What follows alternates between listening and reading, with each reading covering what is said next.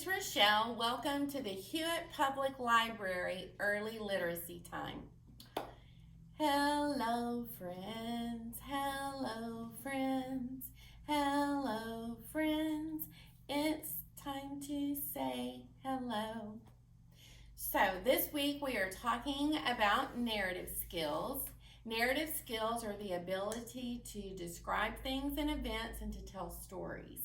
And narrative skills is the last skill that we are going over in our series on early literacy skills. Many of the strategies to help build narrative skills are similar to those that help build vocabulary skills. And vocabulary is identifying things, items, feelings. Narrative is actually telling the story of a book, so the skill is different, but some of the strategies are the same. So you will hear a repeat of some of them. And so last week we talked about how the vocabulary in books is more varied and rich than the vocabulary that we use in everyday language, and so it's important to expose children to books to build their vocabulary. And it's the same thing with telling a story. The way we tell a story in a book is different from the way we tell a story in conversation. So if I'm telling you a story in conversation, I may get halfway through it and then remember something that is important to the story that happened at the beginning, and I'm just like, oh, I forgot to tell you one of the most important things, and I just go back and tell you and then jump back in where I was in the middle of the story and keep going. And that's okay. We follow that in conversation.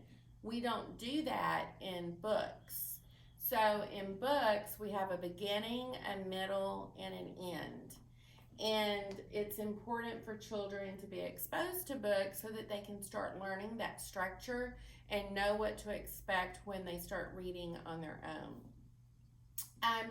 As you're reading a book, ask questions. Last week we talked about dialogic reading, and I went over 5 different prompts that you can use with your child. Dialogic reading is just placing the speaking role and giving that to your child, where they are doing most of the talking and you're doing most of the listening.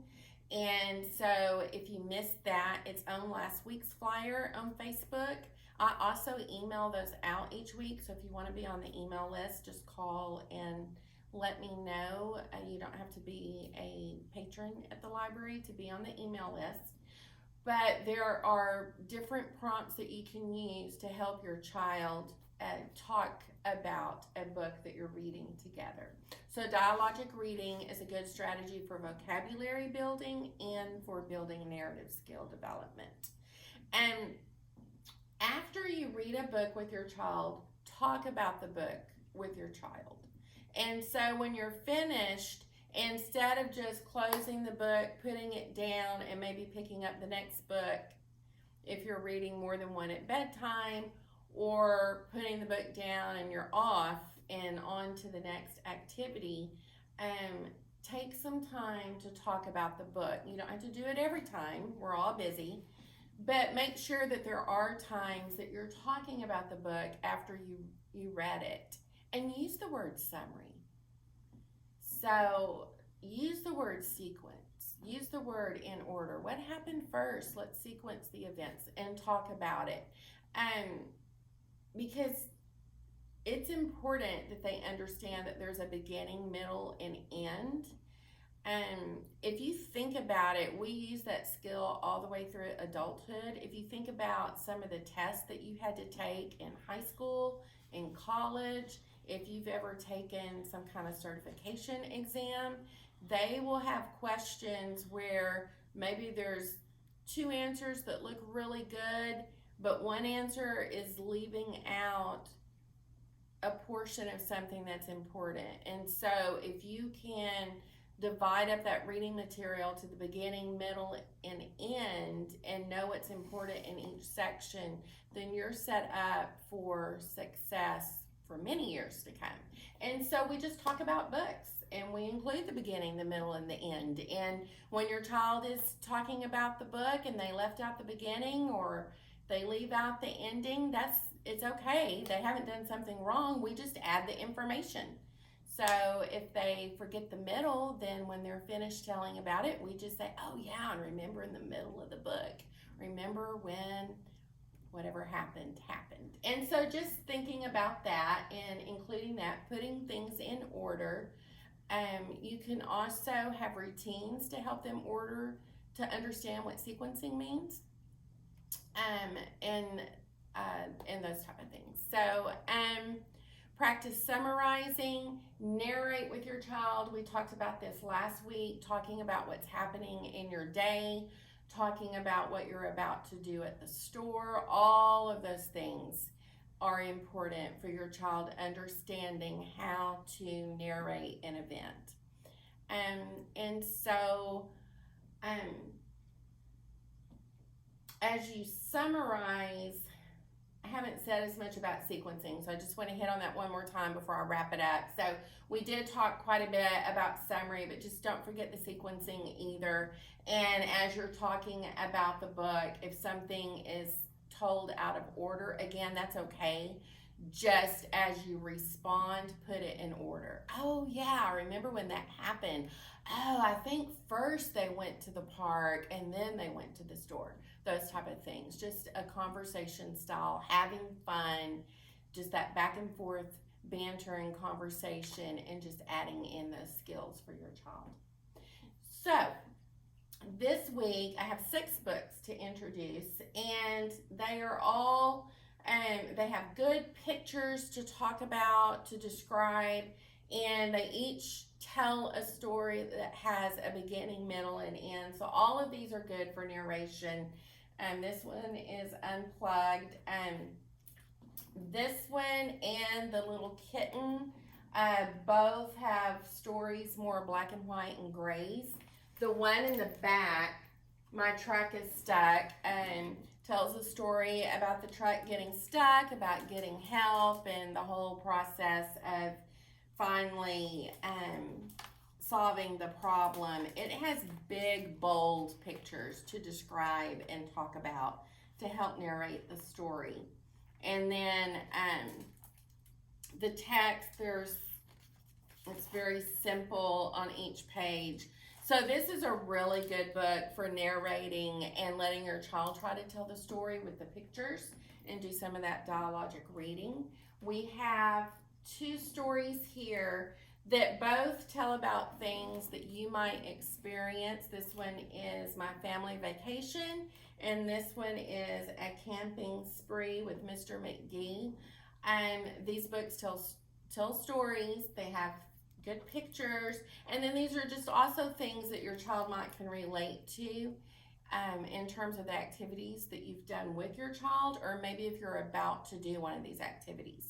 So if you're about to go on a vacation, if you're about to go on a camping trip, or someone has mentioned a camping trip to your child, then reading the book on these simple things that many of us do, and then talking about the family member that just did it, or that we're about to go on a vacation. Those are all good ways to use these books, so that then when you do these activities, it helps your child narrate it because they read a book about someone else who did it. Another activity is to write a letter to a family member about a vacation, or about a fun trip to the store, about a trip to the park. And if you don't want to write a letter, so many of us have moved away from that, but a lot of us are on Facebook and social media, and we're posting pictures of the activities that we're doing. So the next time you're posting a picture of an activity that you did with your child, let your child write the description, tell you what to write. And together you can narrate that picture, and it's the same thing, and you're building those narrative skills. So some of these books, like My Family Vacation, The Camping Spree, are books that they can relate to, that will help them when you start asking them to write and to retell stories. The one in the back is If You Give a Cat a Cupcake. I like this one for sequencing, because if you get a cat a cupcake, then the cat wants sprinkles, and it goes through step by step how the one thing that the cat is given leads to the next thing that the cat wants, and then the book ends with the cat wanting a cupcake again. So this is real good for sequencing, and so I wanted to pull it as well. Are you ready for story time? Are you ready for story time? Clap your hands. Are you ready for story time? Clap your hands. If you're ready for story time, if you're ready for story time, if you're ready for story time, clap your hands. Are you ready for story time? Nod your head. Are you ready for story time? Nod your head. If you're ready for story time, if you're ready for story time, if you're ready for story time, nod your head. My truck is stuck.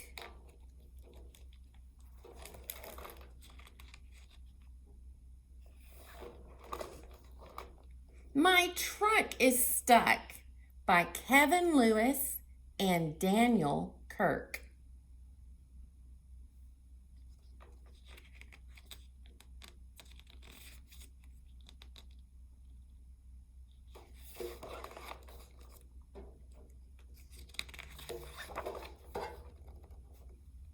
Dump truck coming down the road. Dump truck hauling a great big load. Round and round the wheels they roll, round and round.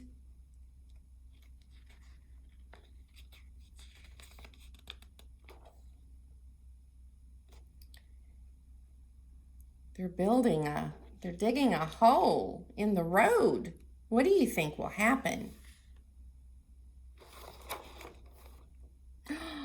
Round and round into a hole. Rotten luck, can't go, my truck is stuck. Gears grind, the engine roars, but the truck won't go, not 1 inch more.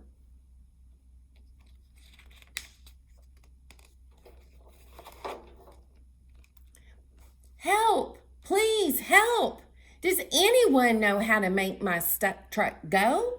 Help, please, help. Beep, beep. Here comes a car full of travelers traveling far. Rotten luck, can't go, my truck is stuck. Tug and tow, 2 engines roar, but the truck won't go, not 1 inch more.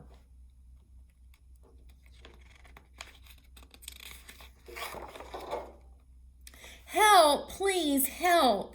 Does anyone know how to make my stuck truck go? Beep, beep. Here comes a van driven by a moving man. Rotten luck, can't go, my truck is stuck. Drag and draw, tug and tow, 3 engines roar, but the truck won't go. First, the truck, then the car helped to pull the truck, and now the van is helping to pull the car and the truck. Help, please help. Does anyone know how to make my stuck truck go? Beep, beep. Here comes a Jeep up a hillside, very steep.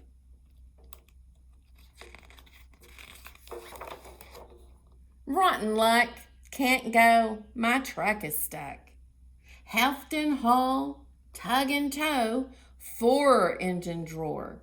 The truck still won't go. First the car tried to help, then the moving van, and now the Jeep. Help, please help. Does anyone know how to make my stuck truck go? Beep, beep. Here comes a bus full of youngsters. What a fuss. I wonder what he's doing on the phone. Rotten luck.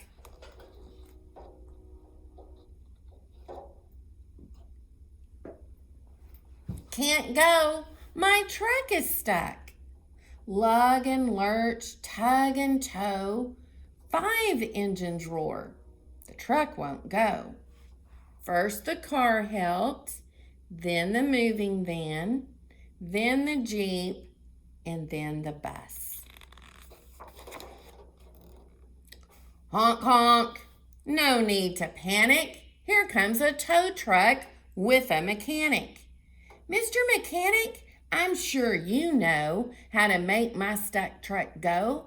Sure.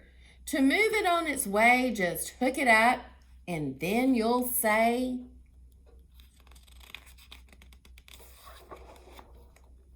what luck, my truck's not stuck.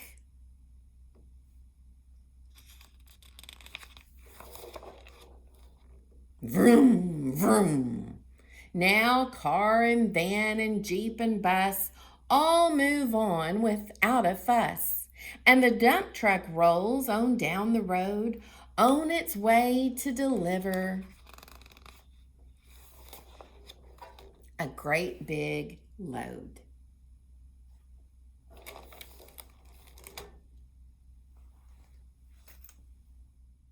I hope you enjoyed today's book. We have two rhymes to do.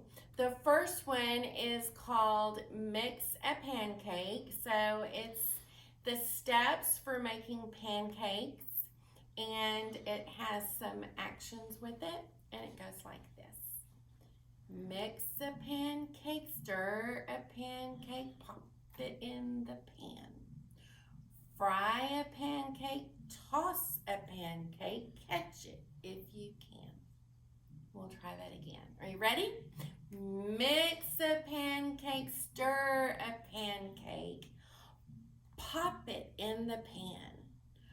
Fry a pancake, toss a pancake, catch it if you can. And then the next and last one is the key to the city.